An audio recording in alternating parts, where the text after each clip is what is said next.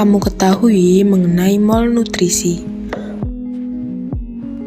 Malnutrisi menurut World Health Organization atau WHO adalah ketidakseimbangan antara asupan dan kebutuhan nutrisi untuk menjamin pertumbuhan yang optimal.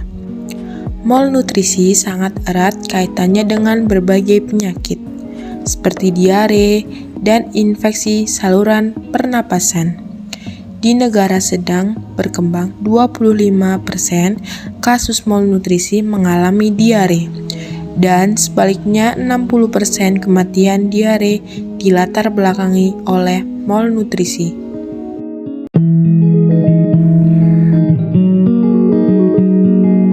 Nah, sebelum kita melanjutkan ke topik utama mengenai pengaruh jenis kelamin terhadap status gizi, alangkah baiknya kita mengetahui pengertian dahulu nih tentang jenis kelamin. Menurut kalian, apa sih yang kalian ketahui mengenai jenis kelamin? Jenis kelamin adalah perbedaan mendasar mulai dari bentuk, sifat, dan fungsi biologis antara laki-laki dan perempuan yang menentukan perbedaan peran mereka dalam menyelenggarakan upaya meneruskan garis keturunan. Apakah gender tidak sama dengan jenis kelamin? Gender sering disamakan dengan jenis kelamin oleh para peneliti dan juga oleh mereka yang diteliti, terutama di bidang kesehatan. Gender secara umum dipahami sebagai konstruksi sosial dan dapat berbeda tergantung masyarakat dan budayanya. Di sisi lain, jenis kelamin ditentukan oleh kromosom dan anatomi yang diberi label laki-laki atau perempuan.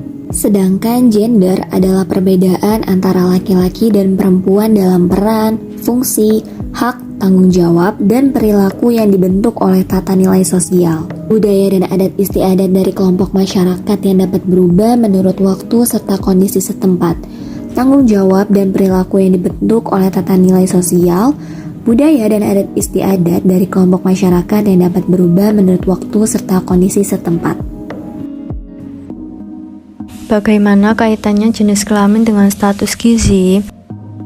Jenis kelamin merupakan faktor internal yang menentukan kebutuhan gizi sehingga ada hubungan antara jenis kelamin dan status gizi. Selanjutnya, jenis kelamin anak perempuan terjadi pertumbuhan pesat kedua setelah masa balita. Umumnya, pertumbuhan anak perempuan lebih cepat daripada anak laki-laki. Anak usia sekolah memiliki aktivitas yang tinggi sehingga diperlukan asupan nutrisi yang seimbang.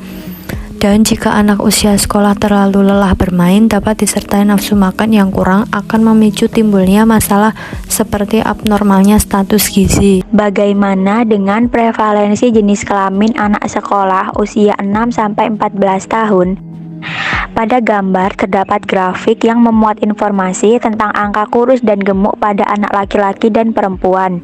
Pada anak perempuan yang gemuk ditunjukkan oleh angka 6,4%, sedangkan anak laki-laki yang gemuk ditunjukkan oleh angka 9,5%. Untuk anak perempuan yang kurus ditunjukkan oleh angka 10,9%, sedangkan untuk anak laki-laki yang kurus ditunjukkan oleh angka 13,3%. Menurut penelitian yang dilakukan oleh Lestari mengenai status gizi, pertumbuhan lebih cepat pada anak perempuan dan lebih lambat pada anak laki-laki.